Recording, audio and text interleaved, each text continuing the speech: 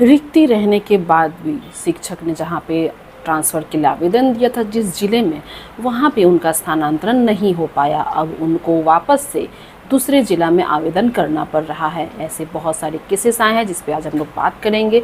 Plus बहुत कोई पूछ रहे थे कि आचार संहिता वाला जो मैंने वीडियो बनाया था, तो आचार संहिता बिहार में कब से लगेगा, क्या इसके बाद जो है स्थानांतरण की प्रक्रिया कंटिन्यू रहेगी या कि वो स्टॉप हो जाएगी। उसके बाद हम लोग बात करेंगे जो भी शिक्षा विभाग से लेटेस्ट खबरें निकल के सामने आ रही है, चाहे वो वेतन को लेकर के हो या फिर रिजल्ट की मांग को लेकर के हो, कौन से वर्ग रिजल्ट के लिए मांग कर रहे हैं, वो सब हम लोग इस वीडियो में देखने वाले हैं। प्लस AEDO का जो फॉर्म निकला है उसमें कितने शिक्षक साथी ने अभी तक आवेदन कर दिया है, डेट वाइज ऑफिशियल जो है डेटा हमारे पास आ गया है, तो हम लोग उसके ऊपर भी बातचीत करेंगे। उसके पहले नमस्ते, मेरा नाम है नेहा भारती, मैं +2 इंग्लिश टीचर हूँ।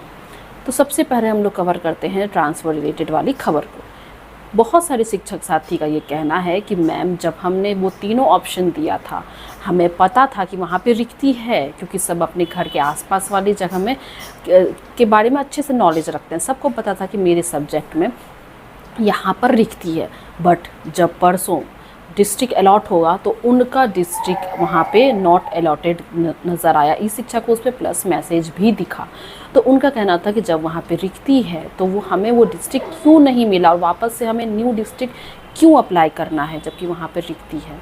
तो इसका स्पष्ट जानकारी, स्पष्ट आंसर मेरे पास भी नहीं है। पर मुझे जहाँ तक लगता है कि रिक्ति की बात आप लोग खाली सब्जेक्ट देख के करते हो। बिहार में अभी तक जितने भी, जैसे मैंने जब नियोजन वाला में जब फॉर्म भरी थी उसमें रोस्टर निकलता था। रोस्टर में क्या था ना, आपका कैटेगरी वाइज अलग था। जैसे कि आप इंग्लिश के ही फॉर्म भर रहे हो, 1 to 5 के लिए फॉर्म भर रहे हो, तो उसमें BC male, BC female, EBC, SC, ST, RF ऐसे करके था। तो हर कैटेगरी के लिए सीट बटी हुई थी। तो मुझे जहाँ तक लगती है, हो सकता है मैं रॉन्ग होंगी, लेकिन जो भी थोड़ी बहुत मुझे लग रही है ऐसा ही होगा कि हो सकता है आपके कैटेगरी में वहाँ पे सीट नहीं हो, या फिर वो सीट मेल के लिए हो या फीमेल के लिए हो, ऐसी भी हो सकती है। विभाग से भी यानी डिपार्टमेंट से भी कोई स्पष्ट क्लियर जानकारी नहीं मिली है, तो हम लोग इसको कंफर्म तो नहीं सोच सकते इस मैंने जो बताया है। लेकिन एक मुझे लगता है कि ये भी एक वजह हो सकती है। और कल के वीडियो में मैंने शेयर किया था कि मैं आपको बताऊंगी जिन्होंने मेरे नज़दीकी है फॉर्म भरा है वापस से 3 जिला, उनका नहीं हुआ मतलब उनको जिला नहीं मिला, तो उन्होंने वापस से 3 जिला भरा। तो वो पिछला 2 जिला रिपीट करना चाहते, तो वो जिला रिपीट हुआ कि उनको फ्रेश 3 जिला भरना पड़ा। तो मेरी उनसे बात हो गई तो उन्होंने बताया कि नहीं, वो जिला नहीं ले रहा था, रिपीट नहीं ले रहा था सॉफ्टवेयर, उनको वापस से फ्रेश 3 जिला भरना पड़ा।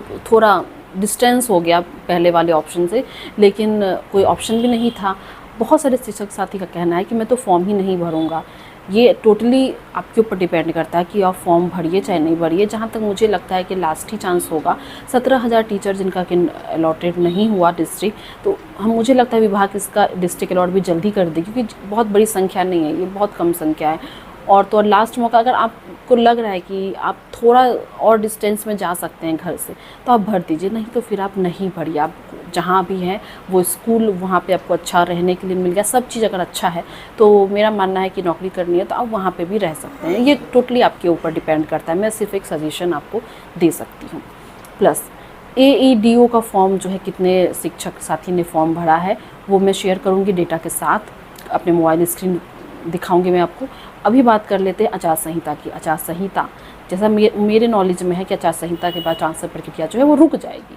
देखने वाली बात होगी, हो सकता है कि मैं गलत भी हूँ, लेकिन मेरे एक्सपीरियंस से कह रहा है मेरा मन कि ये रुक जाएगी। तो उसको लेकर के भी एक अंदाज़ा आज के अखबारों में आया है कि कब से लग सकती है आचार संहिता। मुझे लगा था कि 2-3 तारीख को भी लग सकती है, लेकिन अखबार में आज जो है कुछ हट के न्यूज़ आया है, कुछ हट के अपडेट आया, जो कि मुझे आप लोगों को बताने में अच्छा लग रहा है कि आप लोगों को थोड़ा और टाइम जो है वो मिल गया। यानी कि अब आप लोग और थोड़ा वेट कर सकते हो ट्रांसफ़र के लिए, क्योंकि आचार संहिता जैसा मुझे लग रहा था कि इस दिन से लग सकती है, वैसा अभी के इन्फॉर्मेशन से मुझे नहीं लग रहा है। थोड़ी डिले हो सकती है उसमें। जितना डिले होगी आप लोगों के लिए उतना बढ़िया है कि आपका ट्रांसफ़र का जो प्रोसेस है वो और अच्छे से हो सकता है। अब मैं आपको लेके चलती हूँ मोबाइल की स्क्रीन पे, एक एक खबर को देखते हैं, समझते हैं। चलिए, ट्रांसफ़र से रिलेटेड पहले बात कर लेते हैं। रिक्ति के बाद भी गृह जिला ना मिलने से शिक्षकों में आक्रोश। जैसा कि मैंने बताया कि आपका मुजफ्फरपुर से अपडेट आया है। दूसरे जिले और राज्यों के निवासी को मुजफ्फरपुर जिले का स्कूल मिला और यहाँ रहने वाले अब भी दरबदर हैं। तीसरे चरण के स्थानांतरण के बाद भी इन्हें गृह जिला नहीं मिला है। बुधवार को यह कहते हुए शिक्षकों का आक्रोश फूट पड़ा है। आक्रोशित शिक्षकों ने जिला से लेकर राज्य स्तर तक पर इसके लिए आवेदन दिया है। शिक्षक इसलिए आक्रोशित थे कि मुजफ्फरपुर में रिक्ति रहते हुए भी दूसरे जिले और राज्यों के अभ्यर्थियों का कर दिया गया और यहाँ वाले को दूसरे जिले में भेज दिया गया। शिक्षकों ने कहा कि यह किस तरह का स्थानांतरण है।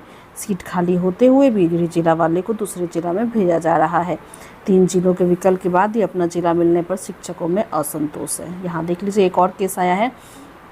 पति को मिला मुजफ्फरपुर, पत्नी को दरभंगा से भेज दिया बेगूसराय। यहाँ पे देख लीजिए एक शिक्षिका ने कहा कि फरवरी में मेरी शादी हुई, घर मुजफ्फरपुर में है, दरभंगा में पोस्टेड थी। पति और मैंने दोनों ने ही आवेदन किया।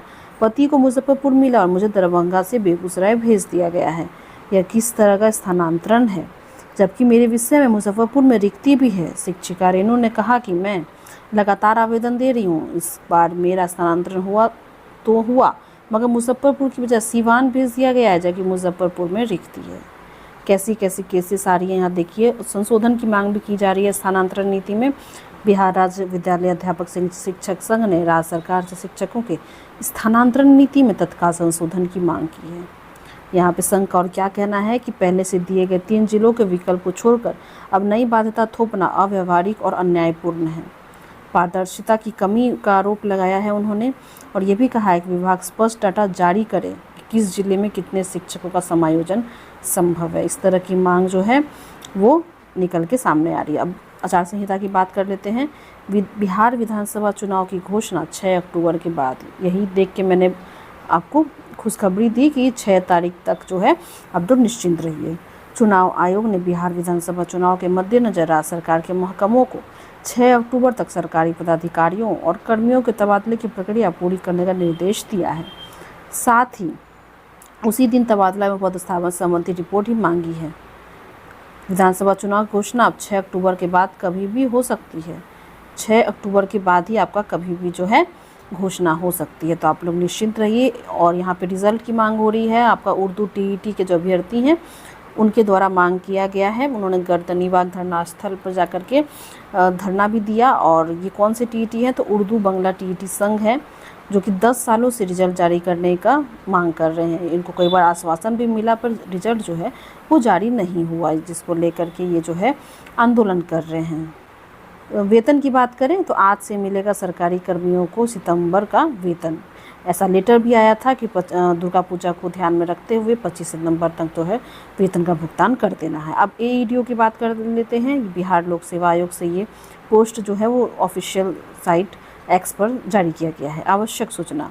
बिहार लोक सेवा आयोग के संज्ञान में यह बात आई है कि सहायक शिक्षा विकास पदाधिकारी यानी एईडीओ भर्ती परीक्षा विज्ञापन संख्या 87/2025 हेतु ऑनलाइन आवेदन प्रक्रिया के दौरान कुछ अभ्यर्थियों को तकनीकी कठिनाइयों का सामना करना पड़ रहा है। इस संदर्भ में आयोग यह स्पष्ट करना चाहता है कि प्रतिदिन बड़ी संख्या में अभ्यर्थियों द्वारा आवेदन सफलतापूर्वक किए जा रहे हैं। सर्वर पर अस्थायी अधिक लोड होने के कारण कुछ अभ्यर्थियों को असुविधा हुई है। यद्यपि आवेदन पोर्टल सुचारू रूप से कार्यरत है। देखिए 4 दिन में कितने ऑनलाइन आवेदन प्राप्त हुए हैं देख लीजिए, यहाँ पे बढ़ते गया है। पहली दिन 21/9 को आपका 70,106 आवेदन आए। 22 तारीख को थोड़ा घट गया ये 65,104। फिर 23 तारीख को फिर इसने उछाल मारी 72,873 हो गया ये।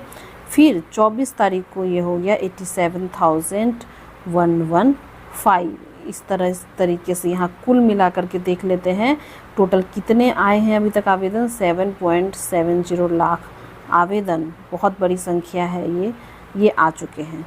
आयोग सभी अभ्यर्थियों से आग्रह करता है कि वे संयम बनाए रखें, निर्धारित तिथि से पूर्व आवेदन प्रक्रिया पूर्ण करें। यह भी सूचित किया जाता है कि सहायक शिक्षा विकास पदाधिकारी पद के लिए ऑनलाइन आवेदन की अंतिम तिथि 26 सितंबर 2025 है। इस तिथि में किसी प्रकार का विस्तार नहीं किया जाएगा। आज की वीडियो अगर आपको इन्फॉर्मेटिव लगी तो चैनल पे न्यू है सब्सक्राइब कर दीजिएगा। वीडियो पसंद आ रही है लाइक और शेयर कीजिएगा। मेरे इंस्टाग्राम की लिंक डिस्क्रिप्शन बॉक्स में है, तो आप मुझे वहाँ पे भी फॉलो कर सकते हैं। आज की वीडियो में बस इतना ही, मिलते हैं अगले वीडियो में। नमस्ते।